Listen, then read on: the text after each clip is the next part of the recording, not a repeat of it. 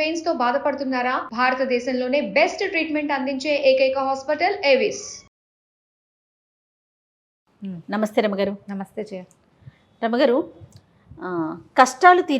కష్టాలు కానీ బాధలు కానీ తీర్చుకునే మార్గాలు ఉంటాయా? కష్టం అంటే మనకి బాధ అనిపించటం, దీని నుంచి ఎలా బయటపడాలని ఆలోచిస్తాం చూసారా, సమస్య, వాటినే కదా మనం కష్టాలు అనుకుంటున్నాం గారు. కష్టం అంటే తాత్కాలికమైంది, ఎక్కువ ప్రాతిపదిక, అంటే లాంగ్ స్టాండింగ్ ప్రాబ్లమ్స్ కొన్ని. అవును, తాత్కాలిక కష్టాలు చేయాలి. ఏమింది కష్టము? చారులోకి కరివేపాకు లేదు. ఎంత కష్టం? చాలా కష్టం, చాలా పెద్దది. చారు పొడి అయిపోయింది, కష్టం. నూనె వస్తున్నాం మూగుడులో, చటుక్కుని చేజారి పడిపోయింది, నూనె అంతా కింద పడింది, ఇంకా నూనె ప్యాకెట్ లేదు. అది కూడా కష్టమే. మనం తీసుకోవటంలో ఉంటుంది చేయాలి. పొద్దున్న నుంచి ఎంత ఒక్క పని అవ్వలేదు అని తిట్టుకుంటాం. సమస్య, కష్టం, బాధ, ఈ మూడింటిని కలిపేస్తాం. సమస్యకి పరిష్కారం ఉంటుంది, ఓకే, బాధకి నివృత్తి ఉంటుంది. కష్టం అనేది శాశ్వతమైందా తాత్కాలికమైందా దాని మీద ఆధారపడి ఉంటుంది. ఈ కష్టాలు ఏంటి? కష్టం అంటే ఆ తల్లిదండ్రి గతించటం కష్టం, తీరదు అది ఎప్పటికీ. సంతానం గతించటం, సంపాదన లేకపోవటం లేదా ఉద్యోగం పోవటం తీరుతుంది ఎప్పటికో, కానీ కుంటుపడిపోతుంది చూడు జీవితం, అది కష్టం అంటే. ఇప్పుడు తాత్కాలిక కష్టం, సమస్య చేయి కాలింది, ఇది తాత్కాలికమైంది కాదు, దీనికి ఒక మందు వేసుకుంటాం, 4 రోజులు రెస్ట్ ఇస్తాం, సరిపోతుంది. ఇందులో తీవ్రమైన కదా ఒకటి ఉంది, ఇది విపరీతంగా కాలిపోయి చెయ్యి ఎందుకు పనికి రాకుండా మిస్ప్లేస్ అయిపోయి అన్ని బోన్స్ అన్ని కరిగిపోయి అలా అయిపోతుంది అనుకో, అది కష్టం. సమాధానం లేనిది. మనం ఏమనుకుంటామంటే జీవితం, మానవ జీవితం చిన్న వాటిని కూడా వాటిని పెద్ద వాటిగా భూతద్దంలో చూస్తాం. సెల్ఫ్ పిటీకి లోన్ అవుతాం. ఈ కష్టాలన్నీ నాకే వచ్చాయి అనుకుంటాం, ఇవన్నీ ఎప్పటికి తీరుతాయి అనుకుంటాం. తెల్లవారేసరికి మోడ్ ఆఫ్ కష్టం మారిపోతూ ఉంటుంది. ఏ రోజుకి ఆ రోజు కొత్తదే చేంజ్ అయిపోతుంది. నిన్నున్న ఇబ్బంది ఇవాళ ఉండకపోవచ్చు. జీవితానికి సంబంధించిన కూడా నిన్న ఉద్యోగం లేదు, ఇవాళ రావచ్చు.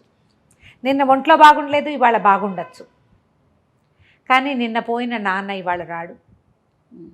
ఆ నాన్న లేని కష్టాన్ని బతుకంతా మోయాలి మనం. వాటికి సమాధానం లేదు. దుఃఖం, బాధ లోపల కలిగిస్తూ ఉంటుంది, క్లేశం మనసులో ఉంటుంది. ఈ సాధారణ కష్టాలు ఉన్నాయి చూసావా, వీటన్నిటికీ సమాధానాలు ఉంటాయి.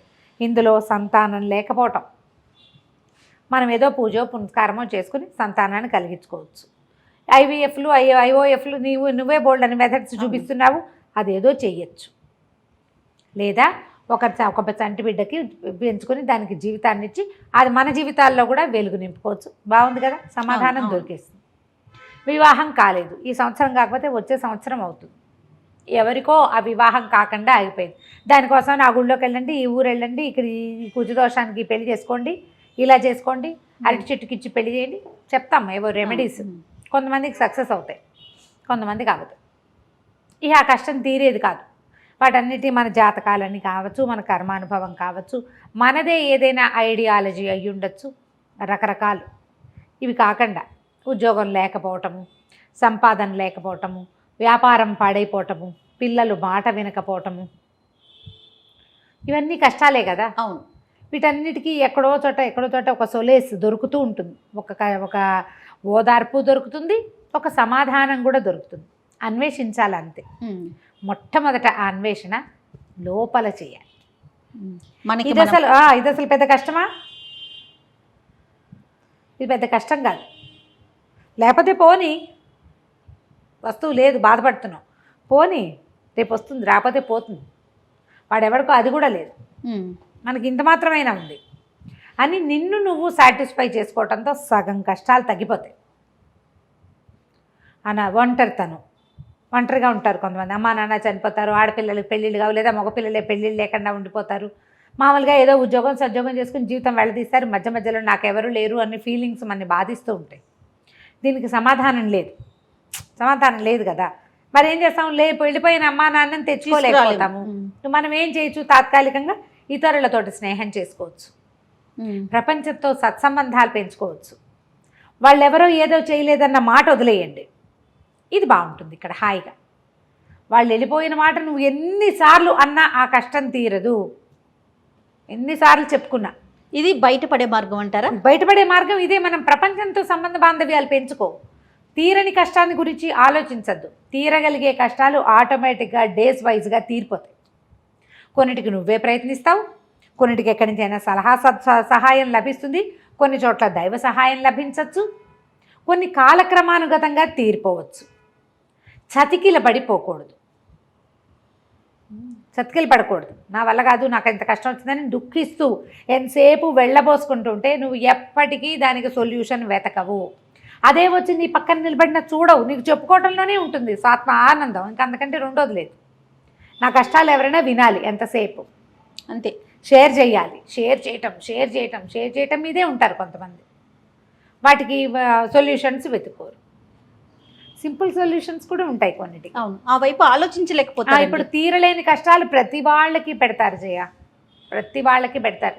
నేను ఎప్పుడు చెప్తాను నీకు, తెల్లవారి పొద్దున్న 9 గంటలకల్లా నేను ఇంటికి వెళ్ళిపోతాను, మా అమ్మని తీసుకొస్తాను నాతో పాటు అనుకుని నేను బయలుదేరి దిల్సుఖ్ నగర్ దాటేసరికల్లా మా అమ్మ వెళ్ళిపోయింది. ఎప్పటికీ ఈ నొప్పి తీరదు. అవునండి, ఎప్పటికీ. ఇప్పుడు దీన్ని ఎన్నిసార్లు అనుకుంటాను, నేనేమనుకుంటాను అంటే భగవంతుడా ఎవ్వరికి అక్కలు చెల్లెళ్ళు లేని జీవితాలు ఎన్నో. నాకు పైన 7 తల్లులు, మా అన్నయ్యతో పాటు 8 మంది తల్లులు ఉన్నారు నా నెత్తి మీద.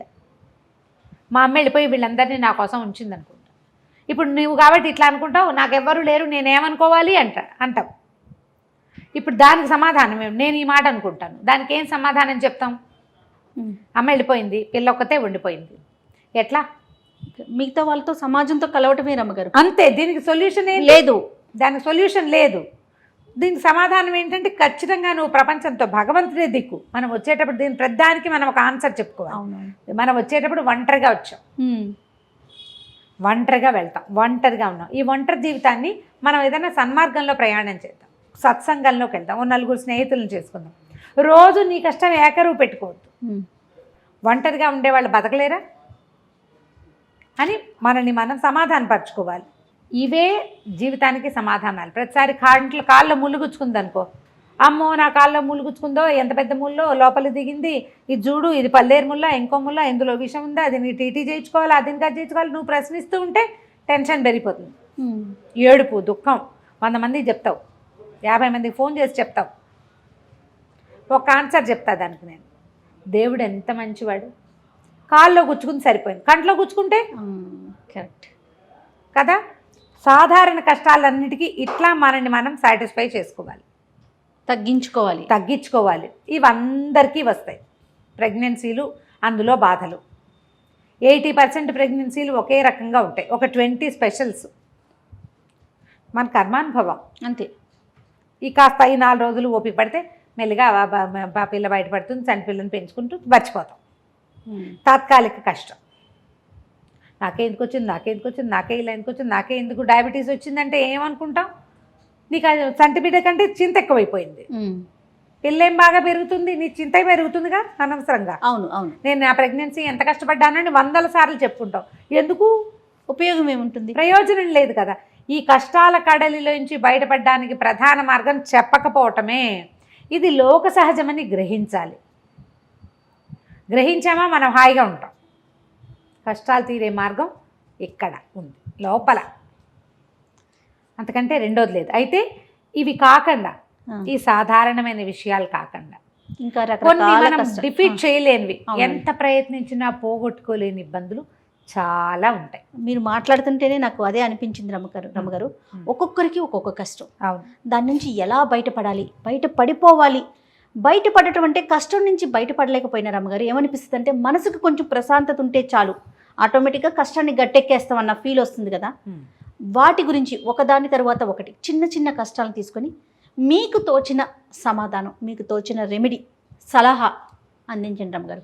నెక్స్ట్ వీడియోస్ అలా చేద్దాం. కొన్ని కష్టాలు, ఉదాహరణకి పెళ్ళిళ్ళు కాకపోవటం, ఉద్యోగాలు రాకపోవటం, ఒక చోట సెటిల్డ్గా ఉండలేకపోవటం, సంసార కష్టాలు, ఇట్లా రకరకాల బాధలు అట్లా చేయాలనిపిస్తుంది నాకైతే. చేసి చూద్దాం. అంటే ఇప్పుడు కష్టానికి జయ ఎప్పుడు కూడా కొంతమంది చెప్పుకుంటే తగ్గుతుంది. అవును. ఏం మార్పు రాదు. మనకే ఒక తేలిక. ఎంతమంది చెప్పుకున్నా తేలికగానే ఉంటుంది, చెప్పుకుంటూ ఉంటాం. ప్రయత్నం చేస్తారు కొంతమంది. దైవ సహాయం లభిస్తే బాగుండు అనిపిస్తుందండి. దానికోసం ఎలాంటి మార్గాల్ని అనుసరించవచ్చు? లోక సహజంగా పురాతన కాలం నుంచి ఇందులో తాంత్రిక విధానాలు, తంత్రం అదేదో ఏమిటో కాదు, మనం చేయగలిగేవి, మనం ఒక ధార్మిక విధానాలు ట్రై చేద్దాం, కొన్ని చెప్దాం. తప్పకుండా రమ్మగారు. నమస్తే. నమస్తే.